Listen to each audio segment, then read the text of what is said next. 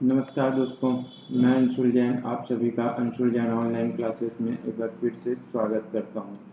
ठीक है, आज हम सभी इकोलॉजी ऑफ मैंग्रोव्स की पारिस्थितिकी देखने वाले हैं। ठीक है, मैंग्रोव क्या होता है? हमारा सदाबहार जो वन होते हैं, हम लोग उसी को क्या बोलते हैं?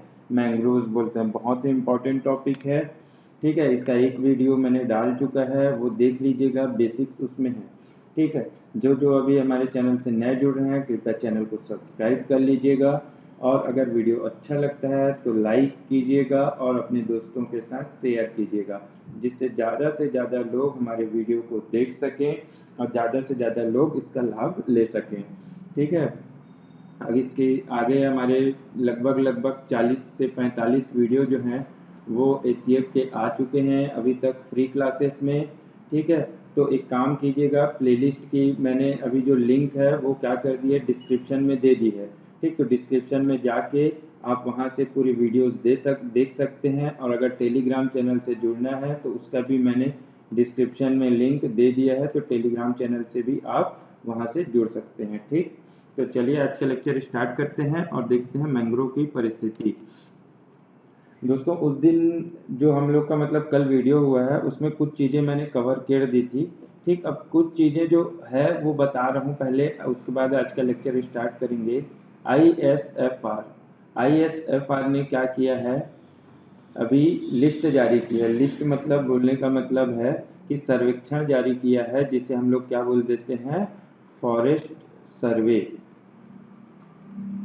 फॉरेस्ट सर्वे ये हर 2 साल में आता है। तो अभी जो लास्ट आया हुआ है वो कौन सा है? लेटेस्ट वाला 2019 का है। ठीक है, इसके पहले 2017 में आया था। इसके पहले कब आया था? 2017 में। तो पहले हम लोग वो देख लेते हैं, उसके बारे में जान लेते हैं, फिर उसके बाद आगे बढ़ेंगे। ठीक, पिछले लेक्चर में मैंने कुछ कुछ बता दिया था, लेकिन इसमें और बता देता हूँ, कंप्लीट कर देता हूँ। भारत में मैंग्रोव वनों का क्षेत्रफल कितना है? भारत में जो मैंग्रोव वनों का क्षेत्रफल कितना है? तो 4975, उस दिन भी मैंने बताया था, 4975 किलोमीटर स्क्वायर है। ठीक है, अब विश्व का कितना प्रतिशत है? विश्व के मैंग्रोव का कितना प्रतिशत है? विश्व का कितना प्रतिशत है भारत में बोलता है?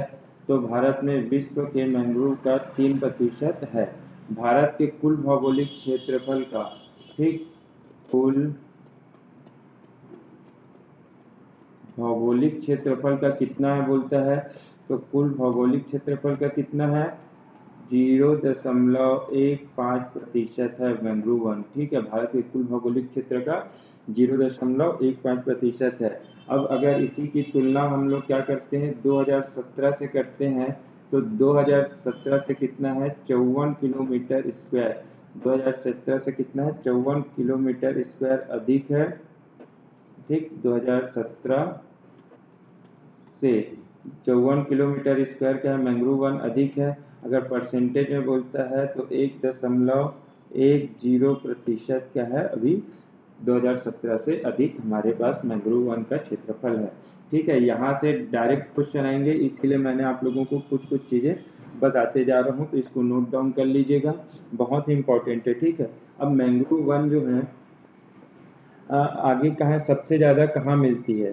ठीक, सबसे ज़्यादा जो मैंग्रोव वन है वो कहाँ मिलती है? तो मैंने कल आप लोगों को बताया था, सबसे ज़्यादा मैंग्रोव कहाँ मिलती है? सुंदरवन में। सुंदरवन ये क्या है? वेस्ट बंगाल।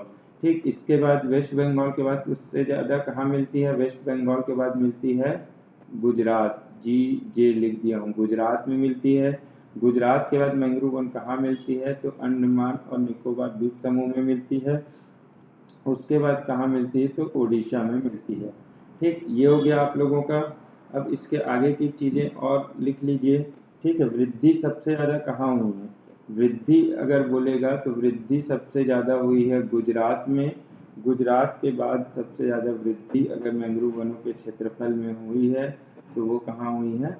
महाराष्ट्र के अंदर हुई है। महाराष्ट्र के बाद जो हुई है वो कहाँ हुई है? उड़ीसा में हुई है। ठीक है, ये जो कुछ डाटा थे मैंग्रोव वनों से रिलेटेड वो मैं आप लोगों को बताना चाह रहा था, तो ये आप लोगों का इससे कंप्लीट हो जाएगा डाटा। ठीक, इससे अब आप लोगों को करने की जरूरत नहीं है। क्या है? ISFR फॉरेस्ट सर्वे आया है 2019 में आया था लास्ट, इसके पहले 2017 में आया था। मैंग्रोव वनों का क्षेत्रफल कितना है भारत में, तो 4975 किलोमीटर स्क्वायर है।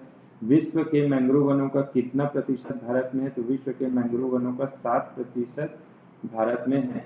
कुल भौगोलिक क्षेत्रफल का कितना है, तो कुल भौगोलिक क्षेत्र का भारत में 0.15% है। 2017 से कितना अधिक है मैंग्रोव वनों का क्षेत्रफल, तो 54 किलोमीटर स्क्वायर अधिक है।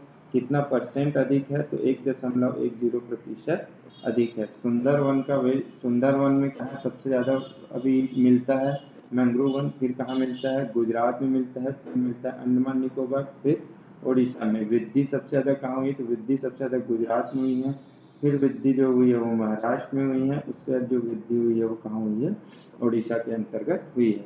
ठीक, इतना क्लियर। अब आगे चलते हैं। आगे हम लोग जो देखने वाले हैं आज वो है कैरेक्टरिस्टिक्स ऑफ मैंग्रोव। क्या देखने वाले हैं, कैरेक्टरिस्टिक्स ऑफ मैंग्रोव। अब इसमें जो हम लोग का सबसे पहला है, it is an evergreen ecosystem, मतलब यह एक सदाबहार पारिस्थितिकी तंत्र है। ठीक, एवरग्रीन इकोसिस्टम है, ये कभी खराब नहीं होगा। Mangrove flora tolerates and flourishes under high saline mud condition, यह लवणीय परिस्थिति को सहता है और वहीं विकसित होता है। जो मैंग्रोव है मैं आप लोगों को बताया था कहाँ रहता है, समुद्र के किनारे में होते हैं। तो समुद्र के पानी कैसा होता है, खारा होता है। ठीक, खारा मतलब उसमें क्या होती है, लवण की मात्रा बहुत ज्यादा होती है। तो लवणीय कंडीशन में ये क्या होता है, रहता है, उसको सहता है, साथ में वही क्या होता है, विकास करता है। ठीक, इसमें से वात तोषक जड़ें निकलती है जिससे यह भूमि की अवायवीय परिस्थिति के बाहर आ सके। ठीक, इट प्रोड्यूसेस ब्लाइंड रूट्स और pneumatophores so as to overcome the anaerobic soil condition. अब जो ये कहते हैं मैंग्रोव जो होते हैं, मैं आप लोगों को बताया था समुद्र के नीचे ग्रो करते हैं, विकसित होते हैं। ठीक, तो इसमें क्या होती है, अवायवीय कंडीशन, मतलब इनको ऑक्सीजन नहीं मिल पाता है। ठीक, अवायवीय कंडीशन बोलने का मतलब क्या है, ऑक्सीजन। तो इनमें न्यूमेटोफोर्स होते हैं। न्यूमेटोफोर्स मतलब ये मान लो हमारा पेड़ है, ठीक, ये अपना पेड़ है, तो यहाँ पे क्या होती है, इनमें छेद होते हैं। ये मैंग्रोव है मान लो, तो यहाँ पे क्या होते हैं, इसमें छेद होते हैं, छोटे छोटे पोर्स बोलते हैं जिनको। पोर्स बोलने का मतलब छिद्र। पोर्स मतलब क्या होते हैं, अपने छिद्र होते हैं, छोटे छोटे इसमें क्या होते हैं, छिद्र होते हैं। और उसी छिद्र से क्या करते हैं, ये बाहर आने की कोशिश करते हैं और बाहर से क्या करते हैं, अपना भोजन ग्रहण करते हैं, या ये बोलूं वायु ग्रहण करते हैं। अब आता है विविपेरिटी इज मोर कॉमन। अब देखिए यहाँ से क्वेश्चन बनता है, विविपेरिटी इज मोर कॉमन। अब विविपेरिटी का मतलब क्या होता है, seed are germinated in the tree itself. ठीक, इसका मतलब क्या होता है, seed are germinated in the tree itself। ठीक, जो सीड होते हैं, सीड बोलने का मतलब क्या होता है, हमारे बीज। सीड का मतलब क्या होते हैं, बीज होते हैं। ये पौधे में ही या फिर पेड़ में ही क्या होते हैं, जर्मिनेट हो जाते हैं, मतलब बढ़ जाते हैं। ठीक, मतलब अलग से इनको बढ़ने के लिए गिरना नहीं पड़ता, कहीं और जाना नहीं पड़ता, ये वहीं से क्या होते हैं। जैसे ये मेरा मान लो मैंग्रोव वन है, तो इसी में इसके सीड जो है यहीं पे क्या हो जाएंगे, जर्मिनेट हो जाएंगे, यहीं से बढ़ना चालू कर देंगे और यहीं से लगे लगे यहाँ से एक अलग से ऐसा अपना मैंग्रोव और आ जाएगा। ठीक, ये हो गया विविपेरिटी। अब इम्पोर्टेंट चीज़ें बताता हूँ, जो इम्पोर्टेंट, बहुत सारी इम्पोर्टेंट चीज़ें हैं। ये तो अभी हम लोगों का क्या हो गया, कैरेक्टरिस्टिक हो गया। इसके पहले मैं आप लोगों को कुछ चीज़ बता देता हूँ। तो मैंग्रोव वनों के लिए कंडीशंस क्या है, कंडीशंस, मैंग्रोव वनों के लिए कंडीशन की, किस कंडीशन में फलते फूलते हैं। ठीक, इसके लिए जो क्वेश्चन आता है वो आता है कि टेम्परेचर कितना होना चाहिए मैंग्रोव वनों के लिए विकसित होने के लिए। तो मैंग्रोव वनों के लिए टेम्परेचर होना चाहिए 25 से 30 डिग्री सेल्सियस। मैंग्रोव वनों के लिए टेम्परेचर कितना होना चाहिए, 25 से 30 डिग्री सेल्सियस इसका टेम्परेचर होना चाहिए वातावरण का। साथ ही बोलता है वर्षा कितनी होनी चाहिए। हालांकि समुद्र के किनारे रहता है लेकिन वर्षा भी इसकी आवश्यकता है। तो वर्षा इसकी होनी चाहिए 100 से 300 सेंटीमीटर। 100 से 300 सेंटीमीटर कितनी होनी चाहिए, इसकी वर्षा होनी चाहिए। ठीक, अब इसमें सबसे ज्यादा एक चीज याद रखना,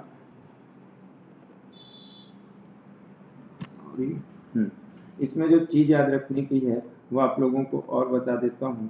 ठीक, मैंग्रोव वन कार्बन सिंक होते हैं। कार्बन सिंक बोलने का मतलब क्या होता है, इसमें कार्बन की मात्रा बहुत ज्यादा होती है। ठीक, मैंग्रोव वनों में का भी कार्बन की मात्रा बहुत ज्यादा होती है, इसलिए इसको मैंग्रोव सिंक मतलब कार्बन सिंक बोलते हैं। दूसरी चीज बायोडाइवर्सिटी, जैव विविधता इसमें बहुत पाई जाती है, बायोडाइवर्सिटी। ठीक, इसको बोलते हैं कि हम लोग जैव विविधता, मैंग्रोव वनों में बायोडाइवर्सिटी या जैव विविधता बहुत ज्यादा पाई जाती है। ठीक, यहाँ तक क्लियर। अब आते हैं forest type in mangrove. Forest के टाइप क्या क्या है मैंग्रोव्स में। ठीक, तो इसका वर्गीकरण जो किया था वो किया था किसने, चैंपियन एंड सेट ने। छत्तीसगढ़ अगर आप पढ़ते होगे तो आप पढ़े होगे वनों का क्लासिफिकेशन, वनों का वर्गीकरण किससे पढ़ते हैं हम लोग, चैंपियन और सेट से पढ़ते हैं। ठीक, इसको दो तीन लोगों ने वर्गीकृत किया है, लेकिन जो सबसे ज्यादा मान्य है और हमारे भारत में मान्य है वो कौन सा है, चैंपियन एंड सेट क्लासिफिकेशन। ये कब किया था, कितने टाइप में किया, सबसे पहले तो 16 टाइप में इन्होंने किया है, जो वर्गीकरण किया कितने टाइप में, 16 टाइप में 1968 में किया था। कब किया था, 1968 में 16 टाइप से वर्गीकृत किया है। तो जो मैंग्रोव वन है वो ग्रुप 4 में आते हैं। मैंग्रोव वन किस में आते हैं, ग्रुप 4 में। लिटरल एंड स्वैम्प फॉरेस्ट, इसको क्या बोलते हैं, कौन से ग्रुप में आते हैं, लिटरल एंड स्वैम्प फॉरेस्ट के ग्रुप में आते हैं। डायरेक्ट यहाँ से क्वेश्चन बनता है कि मैंग्रोव वन कौन से ग्रुप में आते हैं क्लासिफिकेशन के, तो ग्रुप 4 में आते हैं लिटरल एंड स्वैम्प फॉरेस्ट। सब ग्रुप क्या है, 4B टाइडल स्वैम्प फॉरेस्ट, जो जहाँ पे टाइडल वाला आता है, तूफान चक्रवात वाला एरिया आता है मेरा, ठीक है, चक्रवात वाला, वहीं पे क्या होता है मैंग्रोव वन विकसित होता है। इसलिए क्या होता है, कौन से ग्रुप में आते हैं, 4B के टाइडल स्वैम्प फॉरेस्ट में ये आता है। ठीक, तो यहाँ से कभी क्वेश्चन आता है तो आप लोगों को नहीं छूटना चाहिए कि ये किसके वर्गीकृत किया है, चैंपियन एंड सेट ने किया है। कब किया है, तो 1968 में किया है। ठीक, कितने टाइप में किया है, तो 16 टाइप में किया है। कौन से ग्रुप में मैंग्रोव वनों को रखा गया है, तो ग्रुप 4 में रखा गया है। ग्रुप 4 का नाम क्या है, तो लिटरल एंड स्वैम्प फॉरेस्ट नाम है। सब ग्रुप क्या है, तो 4B का सब ग्रुप का नाम क्या है, तो टाइडल स्वैम्प फॉरेस्ट। ठीक, इतने सारे आप लोगों के क्लियर हो गए। अब आते हैं डिस्ट्रीब्यूशन में। डिस्ट्रीब्यूशन में क्या होते हैं, तो टाइप 4B टीएस में क्या कहते हैं, कृष्णा गोदावरी एंड सुंदरवन बेल्ट। ठीक, कल का अगर जिसने वीडियो देखा होगा उसको पता होगा, मैंने बताया था कृष्णा गोदावरी सुंदरवन ये सब चीजें बताई थी।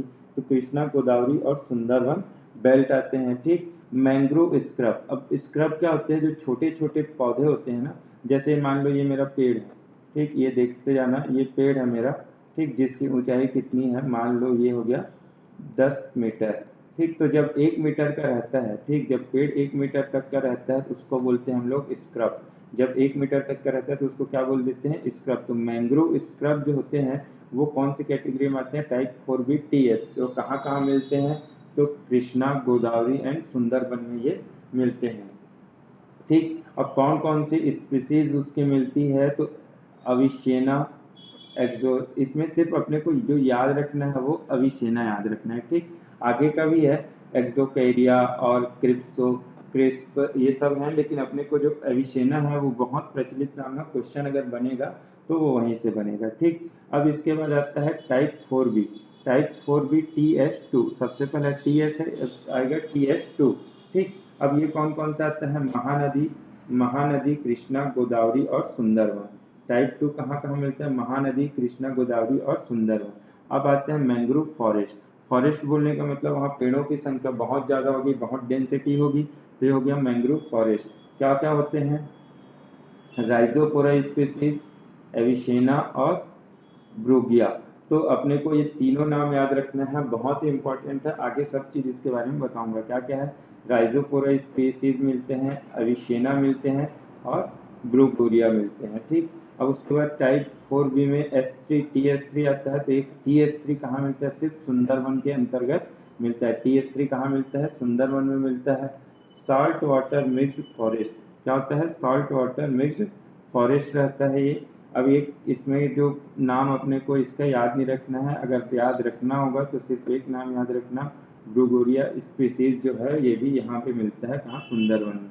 Type 4B TS4 Sundarban and Andaman Nicobar. Sundarban and Andaman में मिलते हैं। क्या नाम है इसका? Brackish water mixed forest. क्या बोलते हैं? Brackish water mixed forest. ठीक, इसमें भी ब्रुगोरिया स्पीसीज, तो नीचे के जो 3 है उसमें ब्रुगोरिया स्पीसीज आएगा। ठीक, ऊपर वाले में अविसेना आएगा, और बीच वाले में जो सेकंड वाले में राइजोफोरा और ब्रुगोरिया दोनों आएगा। ठीक है, इतना क्लियर हो गया होगा। अब आगे कुछ और चीजें अपन लोग देख लेते हैं। लास्ट जो है मैंग्रोव उत्तराधिकार है। ठीक, इसको हम लोग अगले वीडियो में देखेंगे, मैंग्रोव उत्तराधिकार को। लेकिन उसके पहले मैं जो आप लोगों को कुछ उसमें बचा हुआ है, कौन सा, ISFR की रिपोर्ट में, ISFR 2019 की जो रिपोर्ट है, ठीक, उसमें कुछ चीजें बची हुई हैं, तो उन चीजों को भी अपन देख लेते हैं। क्या चीज बची हुई है? जो मैंग्रोव वन रहते हैं, ठीक, उनको 3 टाइप से डिवाइड किया है। क्या है? ठीक, कौन कौन से हैं मैं आप लोगों को बता देता हूँ। मैंग्रोव, मैंग्रोव जो हैं इनको क्या किया है, 3 टाइप से डिस्ट्रीब्यूट किया गया है। सबसे पहले होता है डेंस। ठीक, दूसरे दूसरे में आता है कौन सा, moderate dense, moderate dense.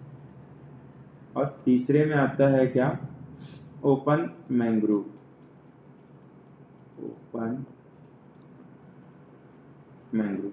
Dense mangrove का बोलने का मतलब होता है घना, ये मतलब घना होता है, ठीक, बहुत ज्यादा।